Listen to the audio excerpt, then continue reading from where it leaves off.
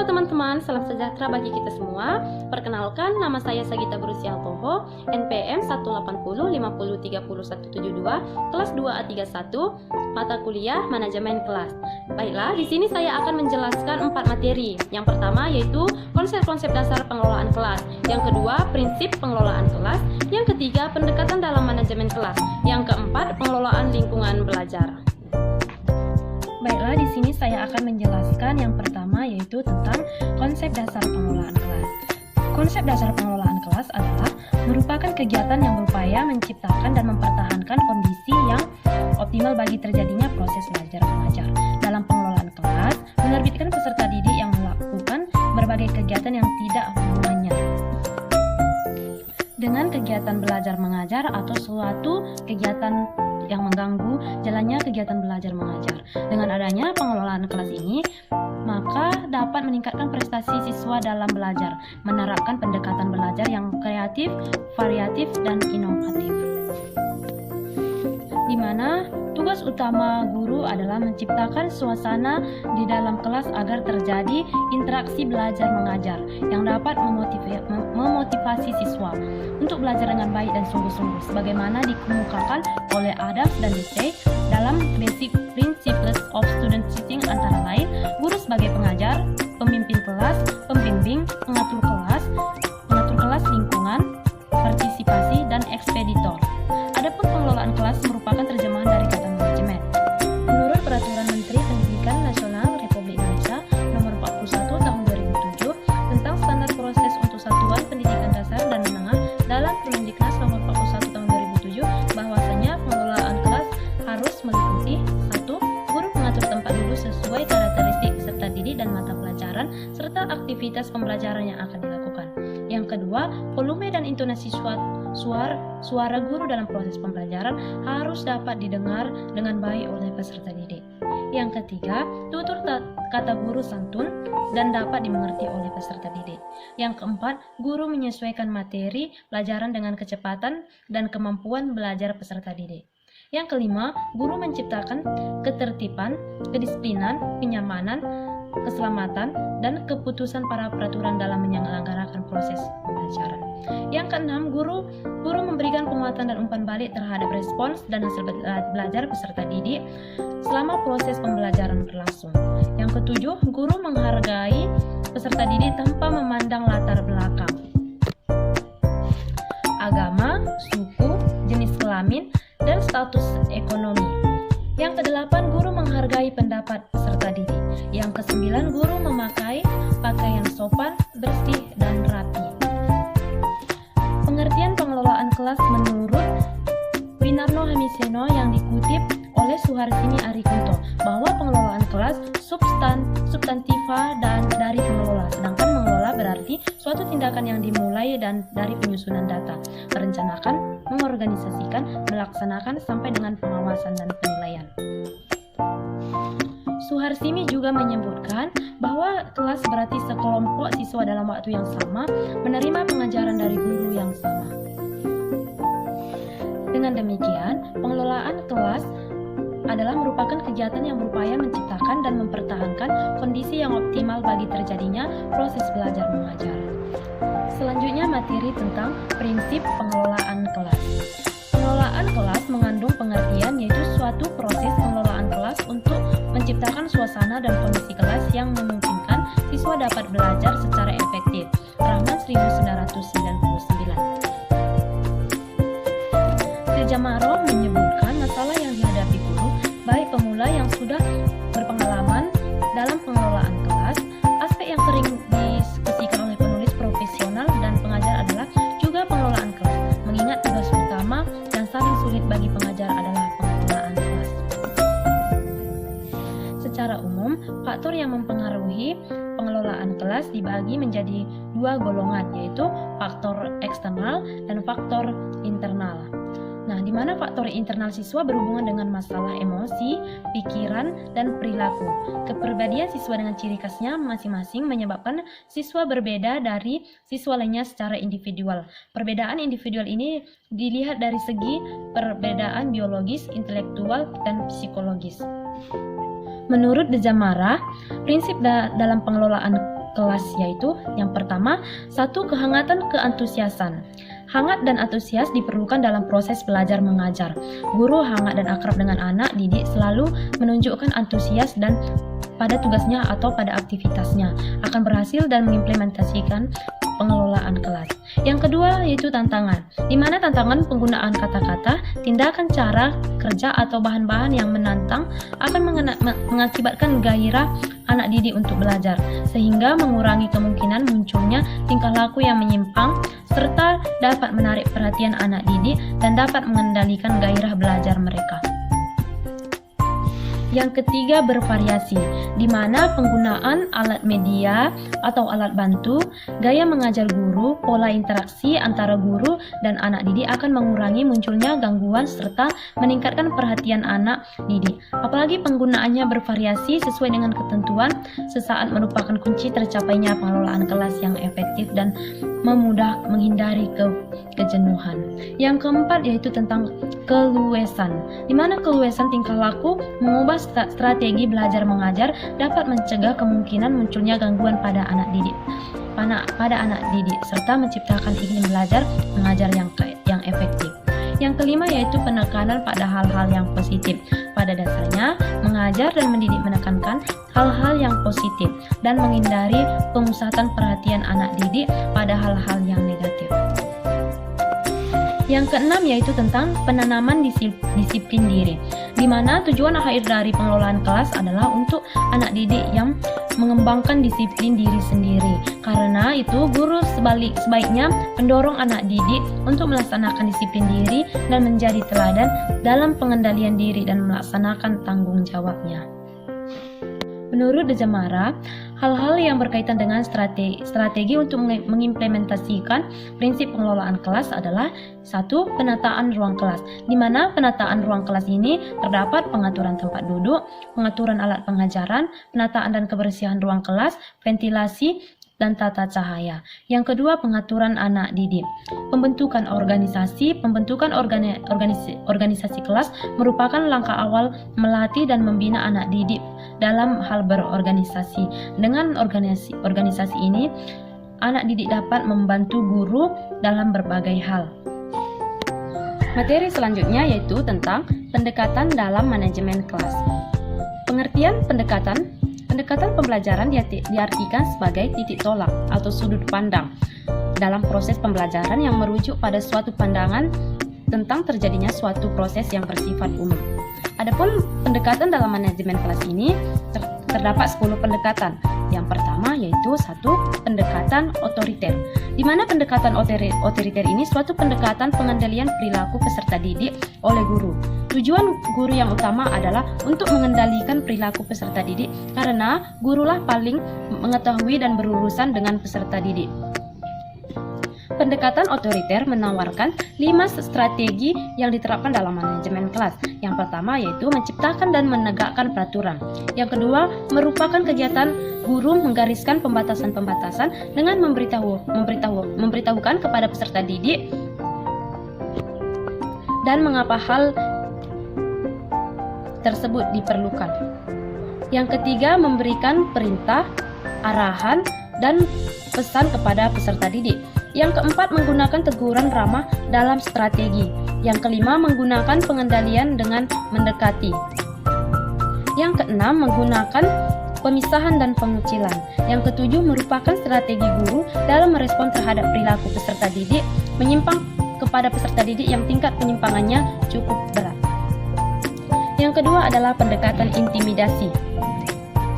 Pendekatan intimidasi adalah pendekatan yang memandang manajemen sebagai proses pengendalian perilaku peserta didik.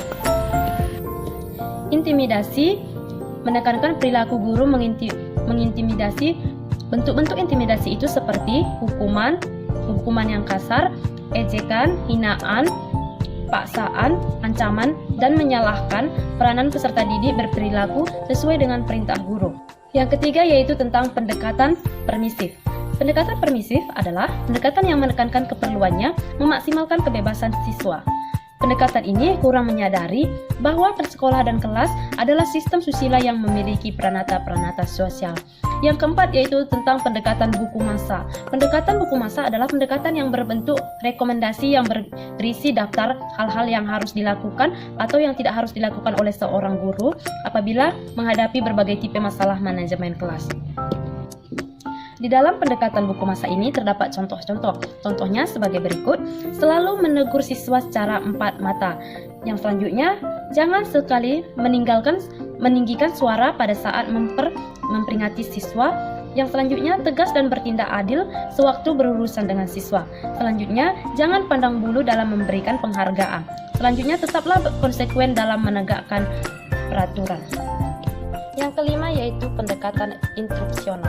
Pendekatan instruksional adalah pendekatan yang mendasarkan kepada pendirian bahwa pengajaran yang dirancang dilaksanakan dengan cermat akan mencegah timbulnya sebagian besar manajerial kelas. Oleh karena itu, para pengembang pendekatan instruksional menyarankan guru dalam mengembangkan strategi manajemen kelas memperhatikan hal-hal sebagai berikut. Yang pertama, menyampaikan kurikulum dan pembelajaran menarik, relevan, dan sesuai. Yang kedua, menerapkan kegiatan yang efektif. Yang ketiga, menyediakan daftar kegiatan rutin kelas. Yang keempat, memberikan pengarahan yang jelas. Yang kelima, menggunakan dorongan yang bermakna.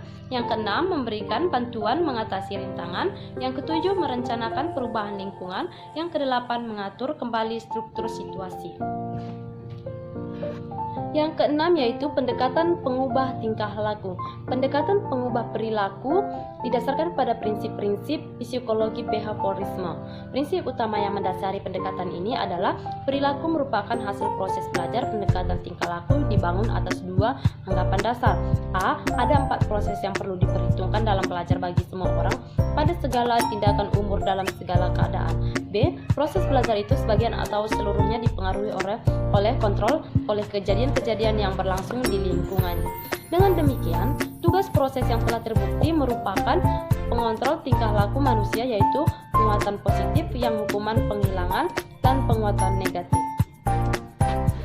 Yang ketujuh yaitu pendekatan iklim sosio-emosional. Pendekatan iklim sosio-emosional dalam manajemen kelas berakar pada psikologi, penyuluhan klinik, dan arena itu memberikan arti yang sangat penting pada hubungan antar pribadi.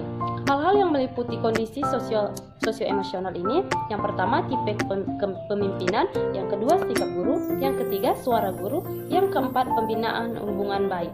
Yang kedelapan yaitu pendekatan proses kelompok.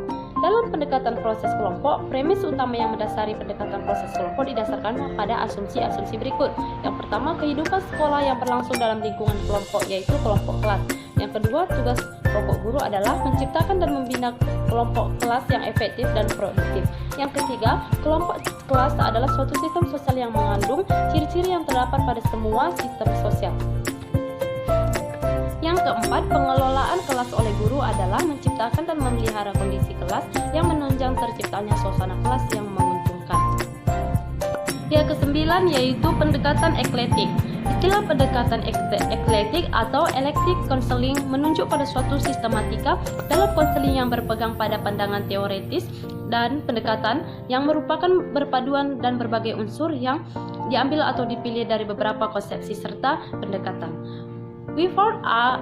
Weber menyatakan bahwa pendekatan dengan cara menggabungkan semua aspek terbaik dari berbagai pendekatan manajemen kelas untuk menciptakan suatu kebulatan dan keseluruhan yang bermakna, yang secara filosofis, teoritis, dan atau psikologis dinilai benar, yang bagi guru merupakan sumber pemilihan perilaku pengelolaan tertentu yang sesuai dengan situasi, disebut pendekatan eklektik.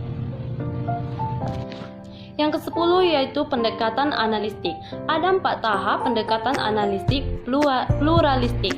Yang pertama yaitu menentukan kondisi kelas yang diinginkan. Dalam hal ini guru perlu mengetahui dengan jelas dan mendalam tentang kondisi-kondisi yang menurut penilaiannya akan memungkinkan mengajar secara efektif. Yang kedua, menganalisis kondisi kelas yang nyata. Dengan mengadakan analisis ini akan memungkinkan guru mengetahui kesengajaan antara kondisi sekarang yang perlu diharapkan. Yang ketiga, memilih dan menggunakan strategi pengelolaan. Guru yang efektif adalah guru yang menguasai sebagai strategi manajerial yang tergantung dalam berbagai pendekatan dalam manajemen kelas. Yang keempat, menilai keefektifan pengelolaan. Proses penilaian ini memusatkan perhatian kepada dua perangkat perilaku, yaitu perilaku guru, yaitu sejauh mana guru telah menggunakan perilaku manajemen yang direncanakan akan dan dilakukan. Yang kedua, perilaku peserta didik, yaitu sejauh mana peserta didik berperilaku yang sesuai, yaitu apakah mereka telah melakukan apa-apa yang diharapkan untuk dilakukan. Materi selanjutnya yaitu pengelolaan lingkungan belajar. Pengelolaan lingkungan belajar dapat diartikan sebagai suatu proses mengkoordinasikan dan mengintegrasikan berbagai komponen lingkungan yang dapat mempengaruhi perubahan perilaku anak sehingga dapat terfasilitasi dengan baik. Pengelolaan lingkungan belajar yang baik dapat mencapai tujuan pembelajaran yang efektif dan efisien. Pengertian pengelolaan lingkungan belajar menurut Suharsini Arikunto 1990, pengelolaan adalah pengadministrasian, pengaturan, atau penataan suatu kegiatan, sedangkan lingkungan belajar adalah suatu tempat yang berfungsi sebagai wadah atau lapangan terlaksananya proses belajar mengajar atau pendidikan. Tanpa adanya lingkungan pendidikan tidak dapat berlangsung. Menurut Huta Barat 1986, lingkungan belajar yaitu lingkungan yang alami dan lingkungan sosial. Lingkungan alami meliputi keadaan suhu dan kelembapan udara, sedangkan lingkungan sosial dapat berwujud manusia.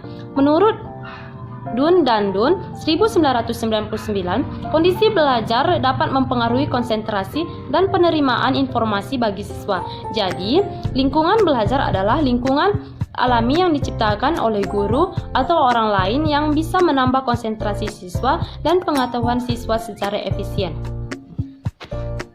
Tujuan pengelolaan lingkungan belajar menurut Suharsini Arikunto. Tujuan pengelolaan lingkungan belajar yang berupa kelas adalah menjadikan setiap anak yang berada di dalam kelas dapat bekerja, berpikir, berinteraksi, dan berpendapat, sehingga akan tercapai tujuan pengajaran secara efektif dan efisien. Adapun macam-macam lingkungan belajar yaitu lingkungan belajar indoor. Lingkungan belajar memang sudah disediakan oleh manajemen sekolah agar digunakan untuk para siswanya sebagai sumber belajar yang ada di dalam sekolah tersebut. Ruang tempat belajar. Adapun syarat-syarat kelas yang efisien diantaranya yaitu 1. Bersih dan rapi. Yang kedua, ventilasi dan pengaturan cahaya baik. Yang ketiga, perlengkapan dan perabotan kelas seperti papan tulis, meja, kursi siswa, dan lain-lain sebagainya. Yang keempat, sirkulasi udara cukup. Yang kelima, jumlah siswa tidak lebih dari 40 siswa. Yang keenam, dapat memberikan keluasan gerak dan komunikasi yang baik antara guru dan siswa. Selanjutnya, ruang laboratorium, di mana ruang laboratorium ini terdapat juga laboratorium IPA, laboratorium bahasa, laboratorium komputer. Nah, selanjutnya ada juga ruang auditorium atau ruang serbaguna. Yang pertama yaitu panggung dan tempat pertunjukan. Yang kedua yaitu tempat yang luas dan bersih. Yang ketiga, kamar mandi laki-laki dan perempuan harus terpisah. Yang keempat, dinding harus dilapisi oleh peredam suara agar tidak bergema. Yang kelima, tempat ganti pakaian laki-laki dan perempuan harus juga terpisah. Yang keenam, OLTP atau LCD proyektor. 1. Sensori motor 0-2 tahun. Yang kedua, pra-operasional 2-7 tahun. Yang ketiga, konkret operasional 7-11 tahun. Yang keempat, formal operasional 11 tahun ke atas. Selanjutnya, dalam perkembangan kognitif tahap formal operasional, seorang remaja telah memiliki kemampuan mengkoordinasikan baik secara serentak maupun berurutan dua ragam kemampuan kognitif, yaitu 1. Kapasitas menggunakan hipotesis, 2. Kapasitas menggunakan prinsip-prinsip abstrak, 3. Mengenal siswa secara perorangan, 4. Memanfaatkan perilaku siswa dalam pengorganisasian belajar. Yang kelima, mengembangkan kemampuan berpikir kritis, kreatif, dan kemampuan memecahkan masalah. Yang keenam, mengembangkan ruang kelas sebagai lingkungan belajar yang menarik. Yang ketujuh, memanfaatkan lingkungan sebagai sumber belajar. Yang kedelapan, memberikan umpan balik yang baik untuk meningkatkan kegiatan belajar siswa. Yang kesembilan, membedakan antara fisik dengan aktif mental. Yang kesepuluh, pengelolaan kelas. Baiklah, sekian dari saya penjelasan dari keempat materi tersebut. Saya ucapkan sekian dan terima kasih. Salam sehat dari saya, mahasiswa Universitas Quality.